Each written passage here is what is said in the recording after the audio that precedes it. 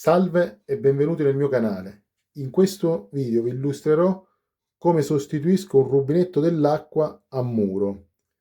Per illustrarvi meglio tutta la procedura ho allestito un finto muro con un attacco per l'acqua.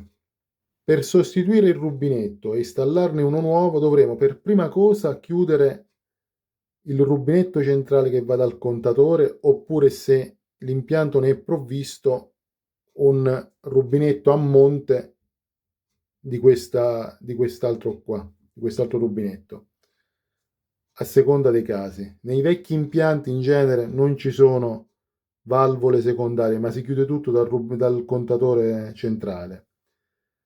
Vi mostrerò come si svita il vecchio rubinetto, come si prepara il nuovo rubinetto e come si monta. Per prima cosa dobbiamo avere una chiave a pappagallo regolabile. Andremo ad afferrare questa parte esagonale del rubinetto, perlomeno questi a sfera hanno questa parte esagonale. Gli altri non so, ma comunque in genere potrebbero non averla, quindi andrebbe afferrato al centro, che è la parte più così, ma in questo caso ne è provvisto, quindi utilizzeremo la parte. Si muove un po' perché è una ricostruzione della situazione. Si afferra con decisione, è importante perché sennò, essendo in ottone, se ci scivola la chiave si segna e comincia a slittare poi. In genere i rubinetti si svitano facilmente, però se è montato da diversi anni e all'esterno, diciamo, si può bloccare un po'.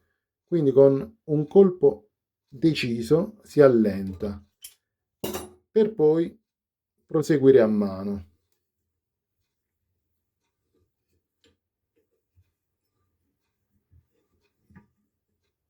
Un'ultima cosa, quando abbiamo chiuso l'acqua, lasciamolo aperto che così come scola e non avremo sbuffi d'acqua quando svitiamo il tutto. Ecco, questo è andato e lo buttiamo. Qui avremmo sicuramente un rigagnolo d'acqua, ma nulla di preoccupante. Provvederemo con un dito, attenzione che non ci siano delle sbavature di metallo, che può succedere in questi impianti. Si pulisce e si tolgono i piccoli residui che possono essere di canapa o di guarnizioni vecchie usate, Teflon, eccetera. Il rubinetto nuovo si presenterà così, con una filettatura, è sempre lo stesso, ma io faccio finta che è quello nuovo. Si presenterà con una filettatura bella tutta dritta, ma per far aderire bene la canapa o il teflon va fatta una procedura. Va presa una tenaglia, va messo così e delicatamente, senza essere brutali, vanno effettuati, come vedete, queste piccole incisioni trasversali alla filettatura. Poi vi spiegherò a cosa servono. Sembra che stia rovinando la filettatura, in realtà va fatto così. Addirittura ci sono già i raccordi, spesso già si vendono di fabbrica con delle linee incise. Non so perché sui rubinetti non ancora lo fanno, ma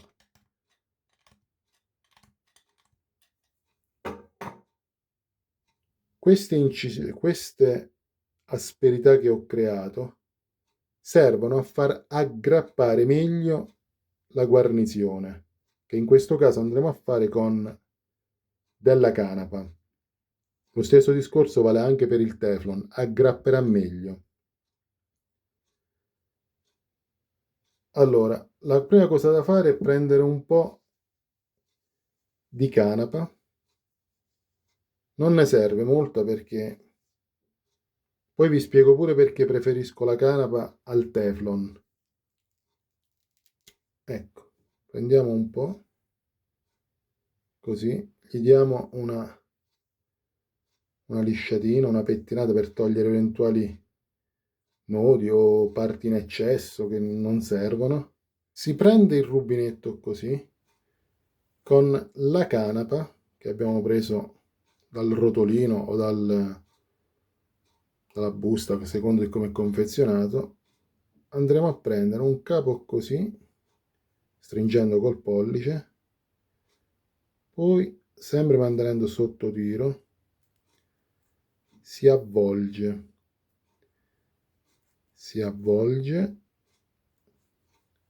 fino a creare, questo è un po' pure in eccesso, vedete, un po' si può togliere perché magari ha dei nodi. Poi la parte che stava sotto il pollice semplicemente la ribaltiamo così.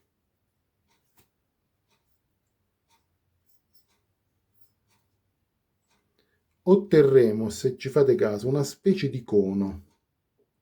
La parte che inizia ad avvitarsi può restare anche un po' nuda. Poi la parte più si va verso la base, più deve aumentare un po' lo spessore, in modo che faccia proprio da guarnizione. A questa potrebbe anche essere montato così, ma va aggiunta un prodotto chiamato pasta verde. Non corrode, è di facile impiego, non si secca, preserva i filetti dalla ruggine, protegge le guarnizioni e consente uno smontaggio facile anche a distanza di anni. Rimane inalterato fino a temperature di 130 gradi ed è particolarmente indicato nel montaggio di condutture di acqua fredda e calda, metano, aria, gas, liquidi alimentari, eccetera, da impiegare con canapa. Questo praticamente è un chiamata pasta verde, è prodotto da diverse aziende, adesso non so che marca è, e ne prendiamo giusto un po'. Lo passiamo sempre in senso orario, così, come se fosse della creta, dell'argilla. Oltre a mantenerci ferma la canapa, togliamo gli eccessi, servirà a mantenere sempre fresca l'avvitatura. Negli anni non diventerà, come è scritto sulle istruzioni, non diventerà un blocco, si sviterà facilmente quando ne avremo bisogno tra qualche anno. Fatto ciò, si avvita. Una cosa, i rubetti vanno avvitati un rubinetto innestato così può essere avvitato solo a mano. Non c'è bisogno di serrare con la chiave, perché adesso, scusate, inquadro meglio. Vedete, questo gira a mano. Grazie pure a questa pasta verde, riesce a girare.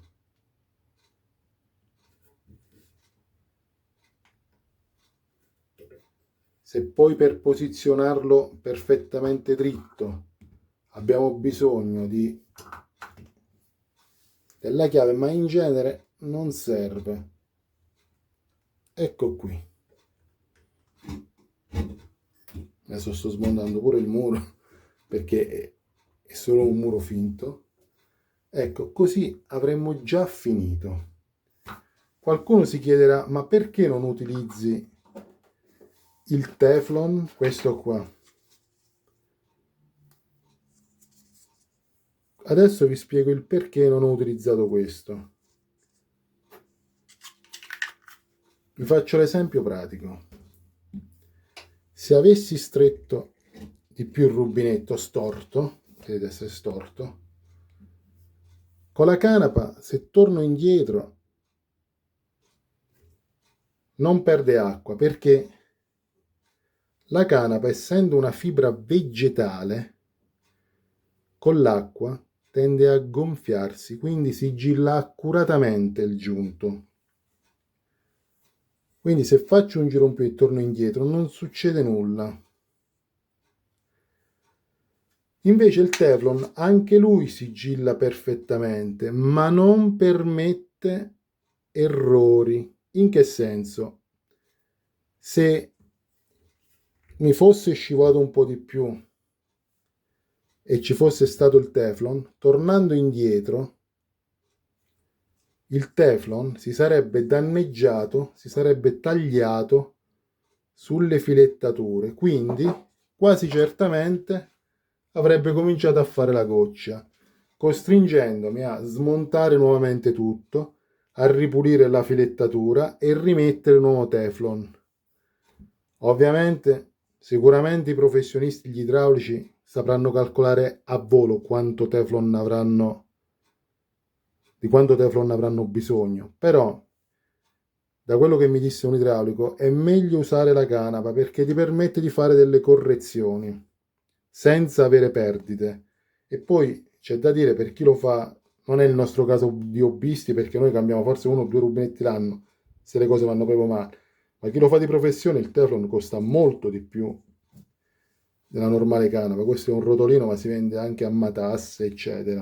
Come avete visto, gli strumenti necessari per fare questo lavoro sono principalmente una chiave a pappagallo, nulla di che, una spazzolina d'acciaio magari per pulire, se dobbiamo sostituire solo il rubinetto, se quel rubinetto magari che si cambia solo la guarnizione e lo vogliamo rimontare, ci aiuta a pulire,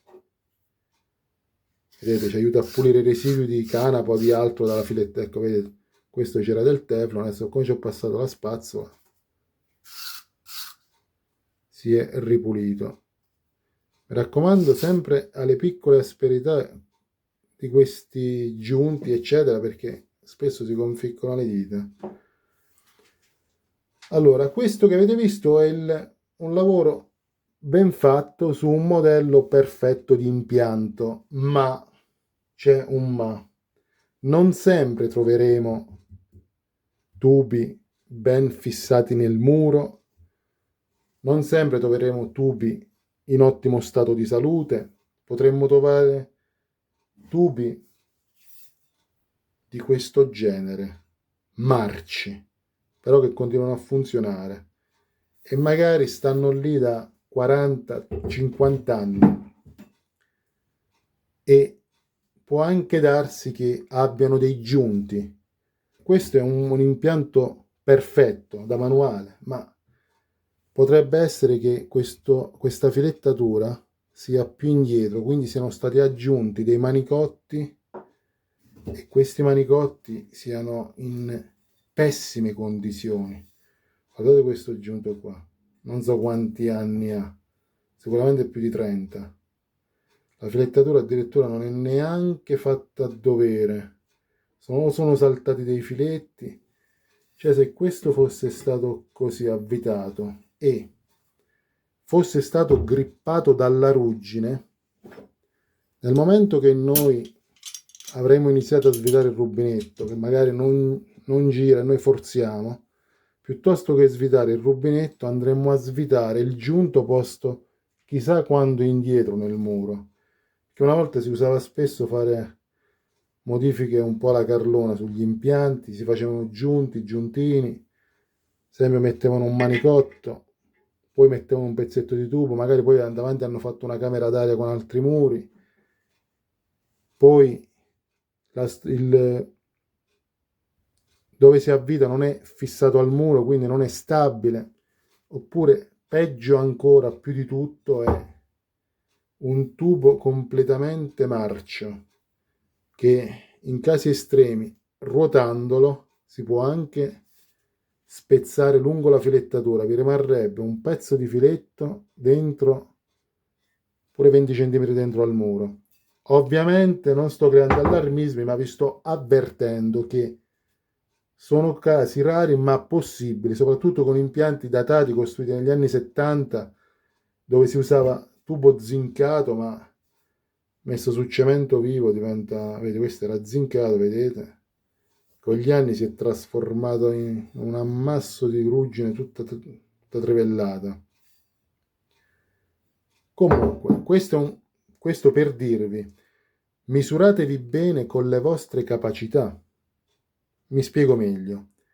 Se sapete che l'impianto è nuovo, è ben fatto, ha pochi anni e tipo questo qua si può fare. Se avete le capacità, perché non è che tutti abbiano capacità manuale e quindi poi l'impianto, ripeto, può essere molto datato e si potrebbe rompere. Poi abbiamo le capacità di intervenire o entriamo nel panico. Cioè, solo con la chiave così svitiamo e avvitiamo, ma in caso di dubbi rivolgetevi sempre a un professionista che sa come porre rimedio a un danno causato da un impianto obsoleto, un impianto con un difetto. Altra cosa, oggi da diversi anni non si usano più neanche tubi zincati, ma tubi in materiale multistrato, polipropilene, ottimi tubi per carità, è ottimo materiale. Ma mi raccomando, guardate sempre se sono fissati bene, perché sono più delicati di questi tubi in ferro zincato, quindi bisogna sapere bene come è fatto il vostro impianto. Questo ve lo dico per non farvi esporre a cose più grandi di voi. Ecco, non è che voglio fare allarmismo, per carità, non è che stiamo andando sulla luna, stiamo svitando un rubinetto e riavvitarlo e riavvitarlo. Però bisogna tenere conto anche di quello che sia, oppure sia un'altra situazione. Questo ad esempio adesso è un attacco a raso muro, ma diciamo che fosse stato un attacco sporgente, così, con un giunto, non so, potrebbe essere avvitando il rubinetto. Ecco, ci sono pure attacchi così, magari perché c'è un rivestimento, oppure andava troppo vicino al muro e dava fastidio alla mano. Tanti motivi. Bisognerebbe procurarsi anche con un'altra chiave, mantenere fermo qua e provvedere a lavorare sul rubinetto. Però, vedete, comincia già una piccola variazione allo schema dell'impianto, necessita già di 2 chiavi. Ecco quello che voglio dire. Quindi valutate voi le vostre capacità, le condizioni dell'impianto e regolatevi di conseguenza, perché alle volte per risparmiare poi ci troviamo in situazioni dove entriamo nel panico perché rompiamo il tubo all'interno oppure cose rare, però possono succedere e mi pare giusto avvisarvi. Un consiglio: non sempre necessitiamo di cambiare il rubinetto nell'immediato. Per esempio, adesso rimetto tutto come prima, è sabato pomeriggio, sul tardi, sto maledetto rubinetto sta così, comincia a gocciolare, ma gocciola sempre di più, quindi è tardi, non è aperto nessuno, neanche un brico, niente, tutto chiuso. Arrestiamo la valvola principale, oppure la valvola che collega il tubo diretto, e però non gocciola più, però quello stesso tubo serve anche un'altra utenza di un'altra camera, un altro bagno o della cucina, non so come è configurato il vostro impianto. Cosa potremmo fare? Togliere l'acqua, come abbiamo detto, svitare questo, e se non ne abbiamo un altro, pazienza, per il momento dobbiamo sempre avere a casa uno di questi, costerà forse 50-60 centesimi, è un tappo, non necessita di canapa, non necessita di nulla, perché c'è la guarnizione abbattuta. Questi sono tappi da cantiere, li utilizzano, si vendono blu e rossi. Quando fanno gli idraulici, fanno un nuovo impianto, tappano i buchi prima di montare i rubinetti, perché non so, devono andare i muratori a farli intorno, a mettere i vestimenti. Dicevo, questi tappi sono comodissimi, perché senza nessun utensile, si avvitano a mano, senza mettere guarnizione perché ne sono già provviste. Lo avvitiamo così,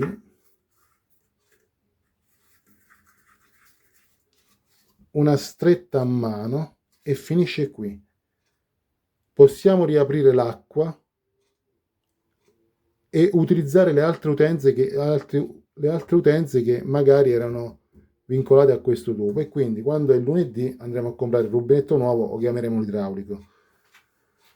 Mi raccomando, quando sostituite un rubinetto oppure mettete un tappo, non riaprite la valvola tutta quanta alla massima pressione.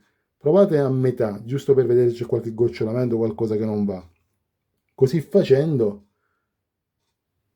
se ci sta una perdita d'acqua, sarà poco e potremo subito andare a richiudere la valvola principale. Detto ciò, vi voglio raccomandare di avere sempre, diciamo, un kit di pronto soccorso idraulico da avere a casa. Un tappo di questi, anche più di uno, tanto costano veramente nei centri di idrotermosanitari, costano una scemenza, nell'ordine di centesimi.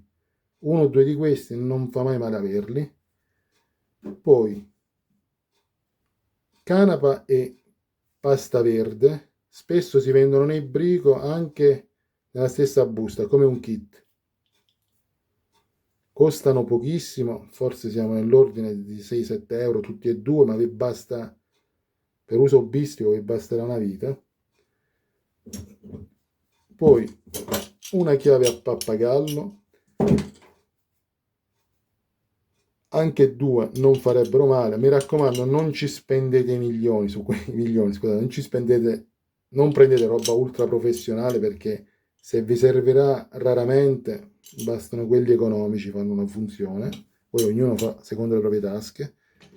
Quindi diciamo che due chiavi, qualche tappo, pasta e canapa è un kit di pronto intervento per una riparazione d'urgenza in ogni caso. Quindi, riassumendo, il lavoro è semplice, ma tenete conto di dove mettete le mani e delle vostre capacità. Se il video ti è piaciuto, mi raccomando, iscriviti al canale, metti un like e condividi. Grazie.